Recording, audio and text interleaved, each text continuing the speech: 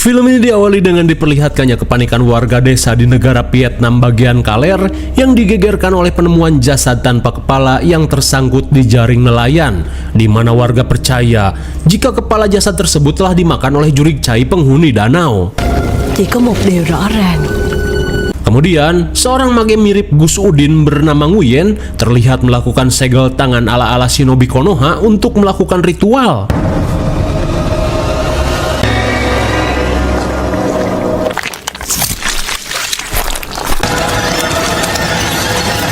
Sontak para warga merasa ngeri saat melihat banyaknya belut sawah yang biasa kalian urek keluar dari jasad tersebut.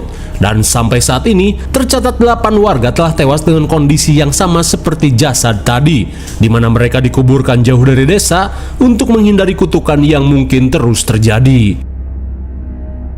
Singkat cerita, scene beralih pada tante-tante cantik bernama Mumun yang terlihat panik setelah mendapat kabar tentang penemuan sendal selop milik keponakannya, di mana sejak seminggu lalu, keponakan cantiknya yang bernama Bunga hilang bak di telan bumi. Namun saat para warga percaya jika Bunga tewas oleh jurig chai, Mumun merasa yakin jika keponakannya ini masih hidup, terlebih mereka belum bisa menemukan keberadaan jasad Bunga. Lantas, setelah kabar mengerikan ini semakin meluas, pihak kekaisaran akhirnya mengirimkan seorang detektif handal setara dengan detektif Sherlock D yang bernama Ikin untuk melakukan penyelidikan.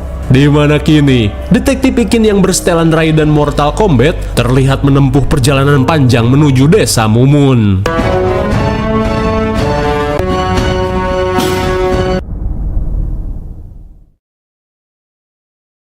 Singkat cerita, sesampainya di tempat tujuan, kedatangan Ikin langsung disambut oleh warga desa yang langsung memberikan hormat. Namun seketika Ikin panik saat melihat salah satu warga tiba-tiba mengalami mimisan, seolah mengalami masalah kesehatan. Sementara di sisi lain, Mumun berusaha untuk meminta keadilan di depan kediaman Hokage guna mencari keponakannya yang sampai saat ini masih belum ditemukan. Namun seperti biasa, upaya mencari keadilan selalu dipersulit para petugas bersenjatakan tombak jigong.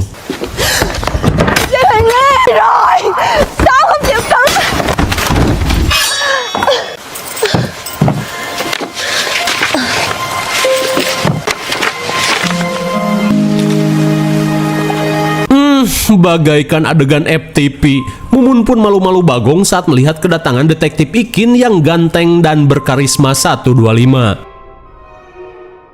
Sesaat kemudian, Mumun langsung menjelaskan seluruh kronologis hilangnya Bunga dan juga misteri penemuan jasad tanpa kepala yang akhir-akhir ini terjadi.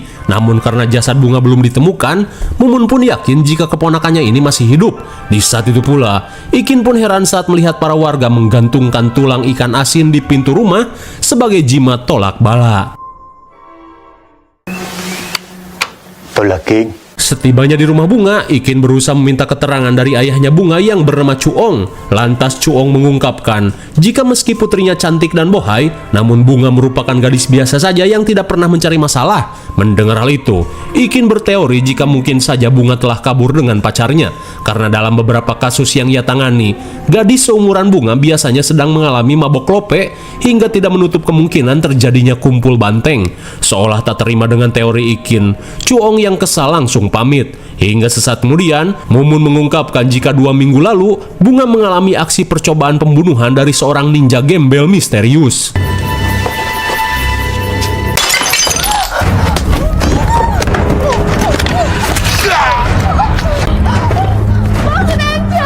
Dan meski si ninja gembel berhasil kabur, namun diceritakan Mumun sempat melukai tangan si ninja. Setelah mendengar hal tersebut, Ikin yang melakukan pencarian langsung mengambil pecahan piring bertuliskan Tuk untuk dijadikan petunjuk awal. Singkat waktu, Ikin pun diantar warga lokal untuk melihat sendal selop milik Bunga yang diduga tewas akibat digondol jurig chai.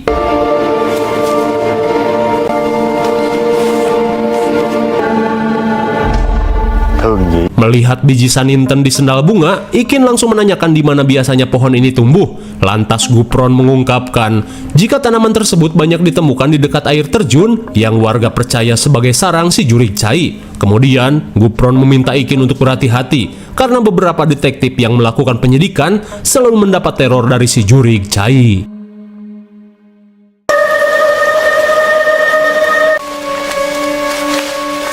Kemudian scene beralih pada putri cantik si Hokage yang bernama Tuyet. Saat ia sedang kerimbatan, tiba-tiba saja sesuatu yang aneh terjadi.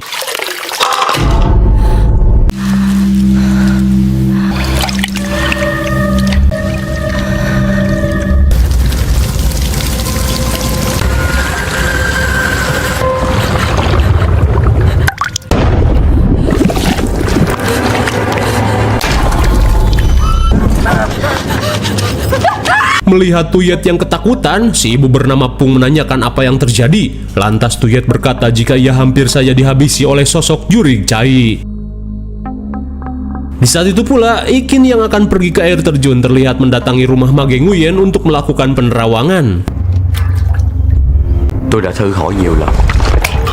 Melihat pertanda buruk yang akan Ikin alami, Nguyen langsung memberikan jimat dan dupa untuk berjaga-jaga.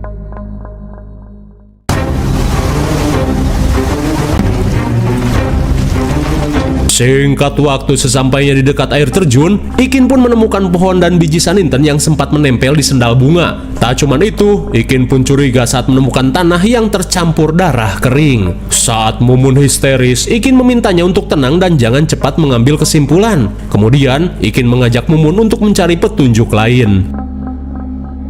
Singkat waktu, setelah seharian mencari petunjuk tambahan, Ikin mengajak Mumun untuk pulang saja dan melanjutkannya esok hari. Mình sẽ theo manh mối khác.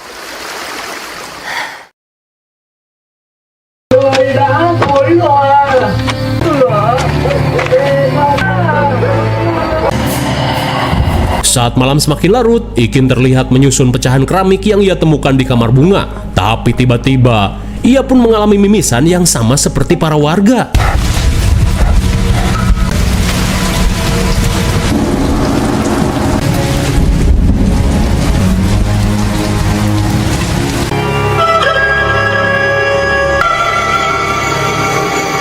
Namun setelah mengalami mimisan aneh, tiba-tiba saja Ikin mengalami sebuah perjalanan astral, di mana saat itu, entah apa tujuannya, bunga terlihat apruk-aprukan menuju air terjun, seolah sedang menunggu kedatangan seseorang.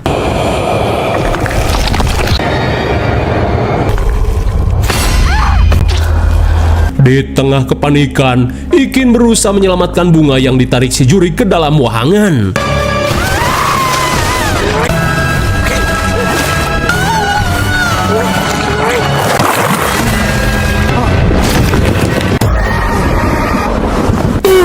My God, rupanya cuman mimpi. Hingga setelah mengalami kejadian itu, Ikin yang syok langsung menyalakan dupa pemberian si Mage Nguyen yang dipercaya sebagai tolak bala. Di keesokan harinya, Ikin dan Mumun berusaha meminta kesaksian pada Cemae yang berdagang di depan toko kain milik Bunga. Lantas Cemae mengungkapkan jika sebelum Bunga menghilang, dirinya sempat melihat Nona Tuyet datang memarahi Bunga. Setelah mengetahui hal tersebut, mereka pun bergegas mendatangi rumah Hokage Lim untuk meminta keterangan pada Tuyet. Chào Tri huyện đại nhân. Sesampainya di tempat tujuan, Hokage Lim terlihat panik melihat kedatangan detektif dari kekaisaran. Terlebih selama ini, dirinya sering nilep dana desa. Dikira mau audit, seketika Lim merasa lega karena kedatangan Ikin hanya ingin bertemu dengan putrinya. Sesaat kemudian, Tuyet mengungkapkan jika pertengkaran waktu itu hanya perkara masalah cinta, di mana Bunga dianggap telah merebut kekasihnya yang bernama Tuk. Namun setelah itu, Tuyet tidak lagi melihat keberadaan Bunga. Mendengar hal itu, Ikin pun menyadari jika hilangnya Bunga berkaitan dengan sosok Tuk. Lantas, Lim memberitahu jika Tuk adalah seorang pengrajin keramik yang tinggal di tengah kebun awi.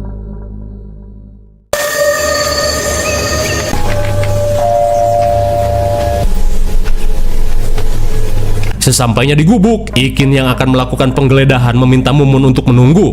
Hingga sesaat kemudian, Ikin yang melakukan penggeledahan langsung merinding setelah mendengar suara rintihan kewes dari sudut yang poek.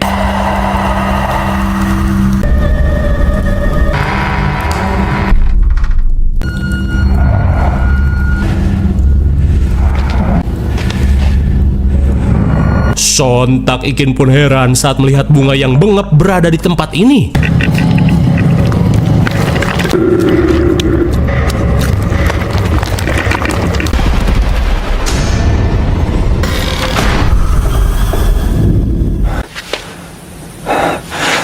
Dirasa halu, Ikin yang syok kembali berusaha fokus. Namun tak lama kemudian, Ikin merasa curiga saat melihat buntelan samak yang terlihat seperti jasad.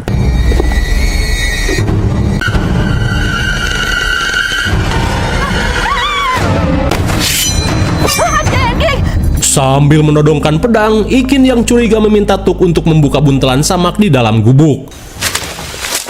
Cái xác này hả? Dikira mayit, ternyata tikar ini berisi bantal Tuk yang dipenuhi dengan Pulau Jigong. Lantas, Ikin yang akan melanjutkan penyidikan meminta Tuk untuk menceritakan kedekatannya dengan bunga yang sampai saat ini hilang bak ditelan bumi. Kemudian, Tuk menceritakan awal pertemuannya dengan bunga yang sering nongkrong di Batu Besar, di mana pada saat itu ia langsung ketiban Lopez sejak pandangan pertama. Dan untuk mengungkapkan perasaannya secara diam-diam, Tuk membuat mozaik keramik wajah bunga di batu tersebut.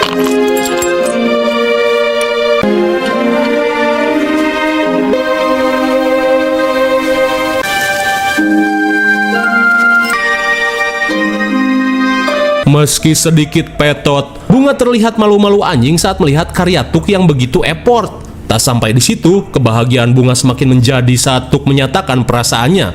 Lantas sambil pergi, bunga yang malu-malu langsung menerima perasaan Tuk, di mana sejak saat itu mereka yang di Mambuk Lope mulai menghabiskan waktu bersama sambil membuat kerajinan. Không đơn giản chỉ là nặn gốm đâu.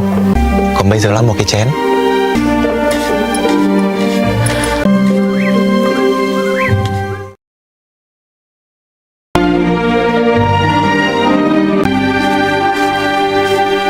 Namun setelah beberapa bulan berpacaran, bunga tak bisa menahan tangis saat Tuk memberitahu jika orang tuanya telah menjodohkannya dengan Tuyet. Namun meskipun begitu, Tuk mengungkapkan jika dirinya akan menolak perjodohan tersebut.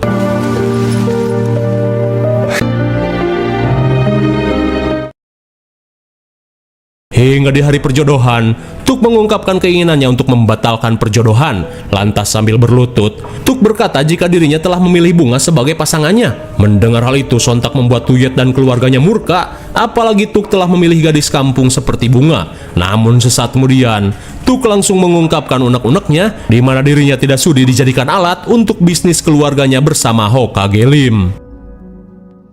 Singkat cerita, setelah mendengar kesaksian dari Tuk, Ikin dan Mumun kembali mendatangi rumah Hokage Lim untuk melanjutkan penyidikan.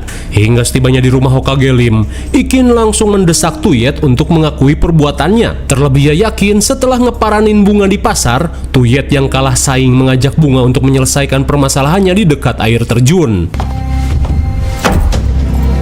Tuyet pun semakin panik saat Ikin mengatakan jika ia menemukan darah kering di tanah dekat air terjun. Di tengah kondisi terpojok, Tuyet yang panik tiba-tiba mengalami sesuatu.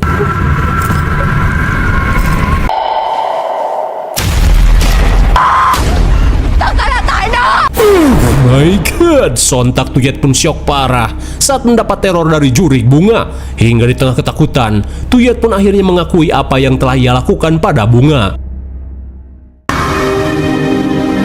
Di mana ketika itu, Tuyet meminta bunga untuk pergi dari desanya agar dirinya bisa hidup bahagia dengan Tuk.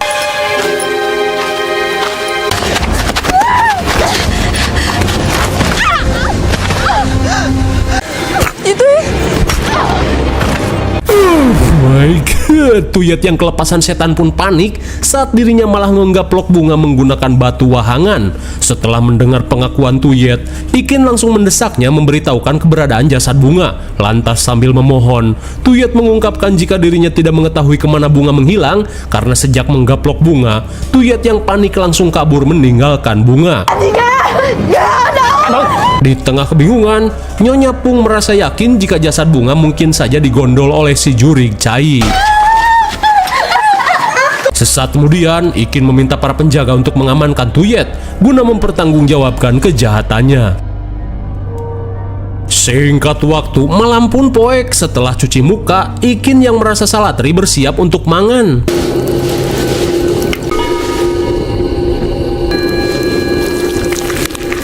Namun baru saja satu suapan, Ikin pun heran saat melihat rembesan air di kamarnya.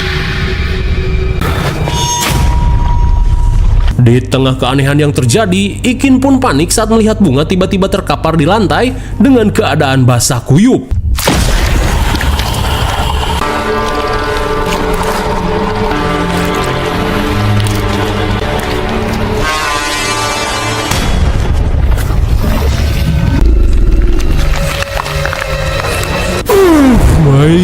Dan betapa syoknya Ikin saat melihat sosok Jurik Chai yang sedang memukbang kepala bunga.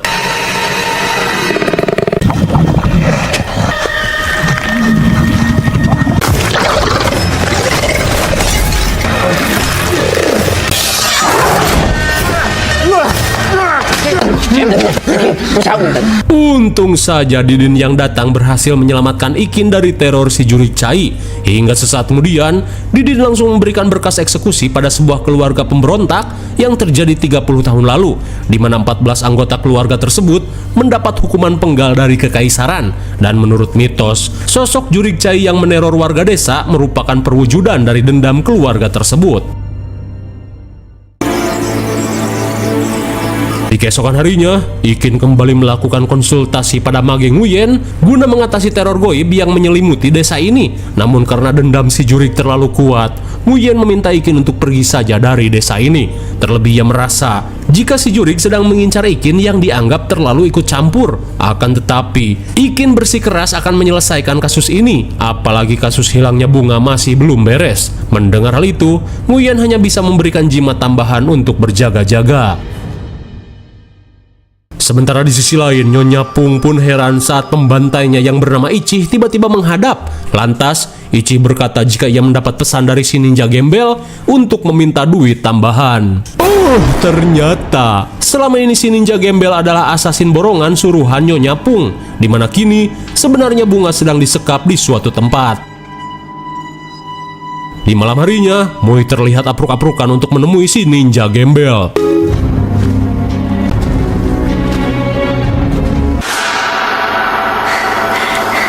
Setibanya di depan goa, si ninja yang bernama Dong langsung mengajak Moi masuk ke dalam goa tempat bunga disekap.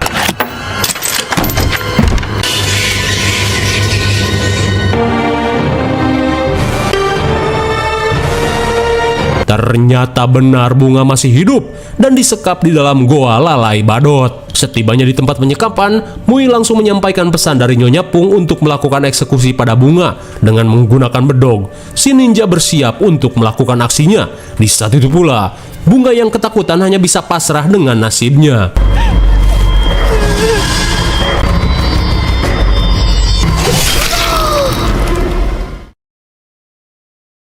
Di keesokan harinya, warga desa kembali digegerkan dengan penemuan jasad tanpa kepala.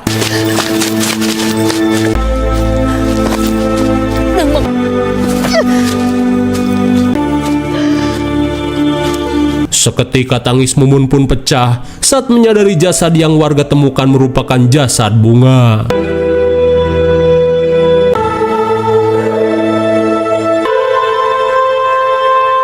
Di saat itu pula, Chuong pun tak bisa menahan tangis saat menyadari putrinya telah tewas. Hingga sesaat kemudian, di tengah kesedihan yang mendalam, Chuong terlihat berjalan menuju hutan meninggalkan desa.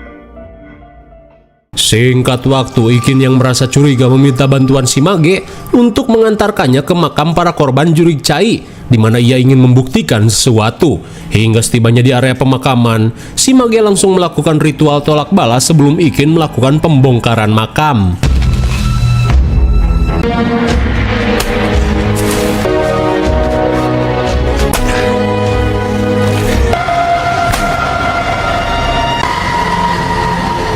Hingga setelah membongkarnya, Ikin pun mulai mendapatkan titik terang dari kejadian ini. Di sore harinya, Ikin langsung mendatangi Mumun yang sedang mengurus jasad bunga. Lantas ia langsung mengungkapkan kecurigaannya, di mana Ikin mengungkapkan jika luka buntung di leher ini terlihat seperti bekas tebasan orang yang dieksekusi menggunakan golok dan bukan dikokop Jurik Chai seperti yang digegerkan. Tak cuman itu, mayat bunga sama sekali tidak mengalami pembengkakan meski sudah 10 hari dinyatakan hilang. Ia pun yakin jika jasad ini baru dieksekusi dan dihanyutkan ke danau. Lantas guna membuktikan jika jasad ini merupakan jasad bunga, Mumun diminta untuk mengambil sendal selop milik bunga.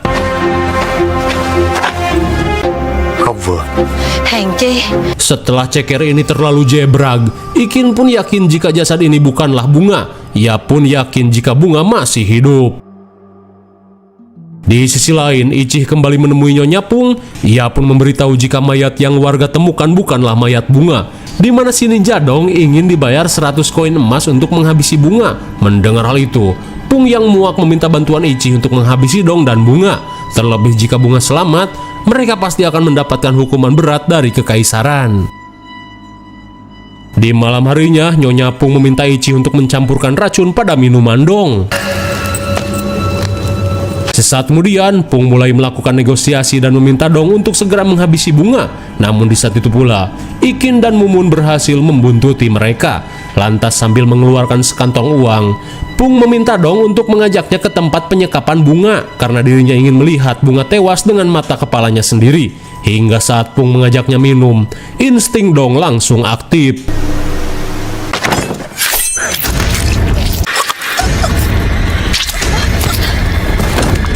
Setelah menghabisi Ichi, Dong yang kesal bersiap untuk menghabisi Pung. Tapi di saat itu pula, Pung berkata jika Dong tidak akan mendapatkan apapun jika dirinya mati.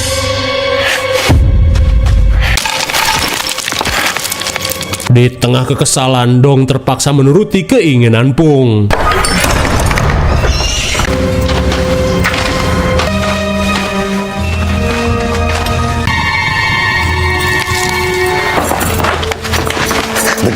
Sesaat kemudian, Pung yang melihat Bunga masih hidup meminta Dong untuk menjalankan tugasnya. Namun Dong meminta Pung untuk mengambilkan uangnya terlebih dulu.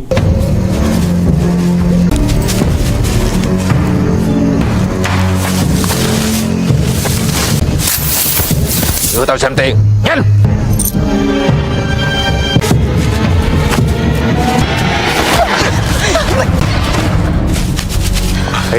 Setelah memergoki mereka, Detektif Ikin pun meminta Dong untuk menyerah. Tapi jelas saja Dong tidak mengubris hal tersebut.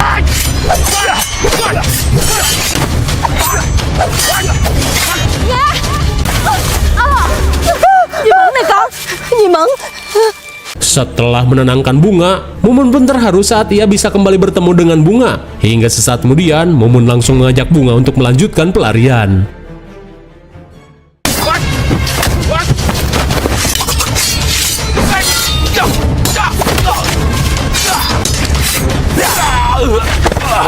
Setelah melukai Dong, tiba-tiba saja Ikin melihat kemunculan sosok Jurik Cai.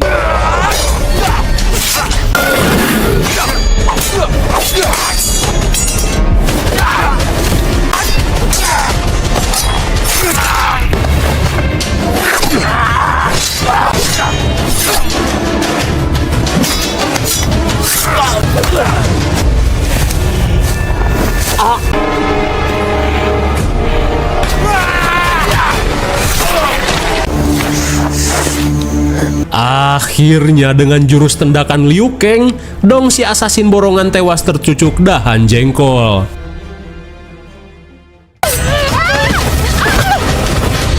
Sementara itu, Pung terlihat berusaha menggagalkan pelarian Mumun dan Bunga.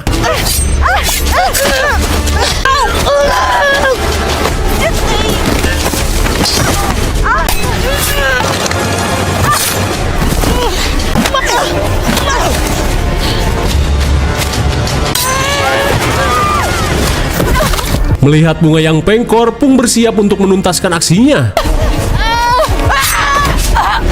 Untung saja Mumun yang siuman berhasil menyelamatkan Bunga. Setelah mengikat Pung, Mumun yang khawatir bergegas pergi menyusul Ikin. Hingga sesaat kemudian, setelah melihat Dong tewas tercucuk dahan jengkol, Mumun bergegas menghampiri Ikin yang terluka. Di saat itu pula, Ikin yang terluka parah mengungkapkan jika saat ini dirinya hanya perlu beristirahat.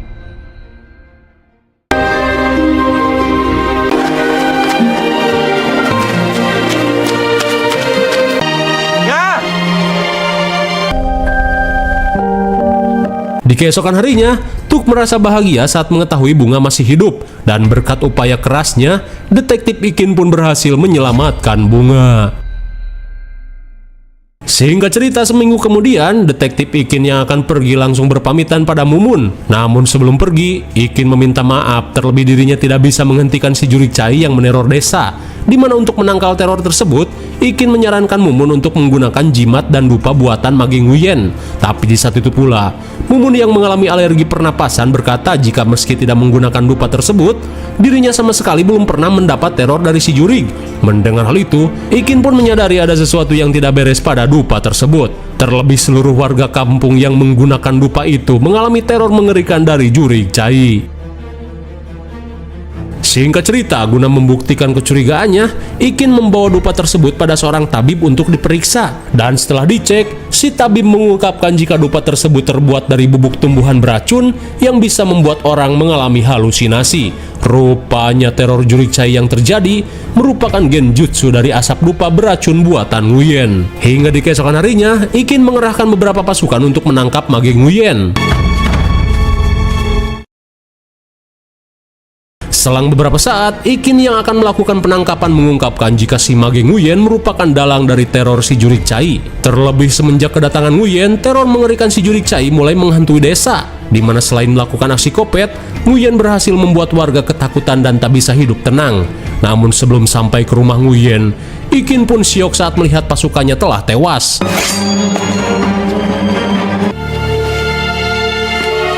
Sesaat kemudian, Ikin menemukan surat dari Nguyen. Dalam surat tersebut, Nguyen mengungkapkan jika dirinya hanya berusaha menuntut balas atas kematian keluarganya. Di mana 30 tahun lalu, 14 anggota keluarganya tewas dieksekusi setelah dipitnah sebagai pemberontak oleh Hokage Lim dan warga desa. Dan ketika itu, Nguyen yang berusia 10 tahun menyaksikan secara langsung eksekusi pada keluarganya. Tak cuma itu, Hokage Lim merupakan sosok yang bertanggung jawab atas kematian keluarganya. Setelah mengetahui hal tersebut, Ikin dan pasukannya pun bersiap melakukan penyergapan pada si Mage Nguyen. Di saat itu pula, warga pun kembali digegerkan oleh penemuan mayat tanpa kepala yang mengambang di danau.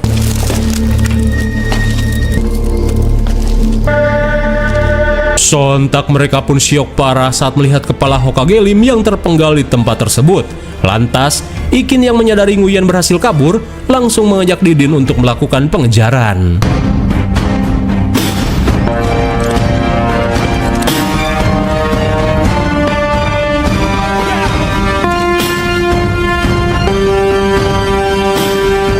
Lantas, apakah si Mage Nguyen akan tertangkap? Paduli bagong lah, pusing aing mah.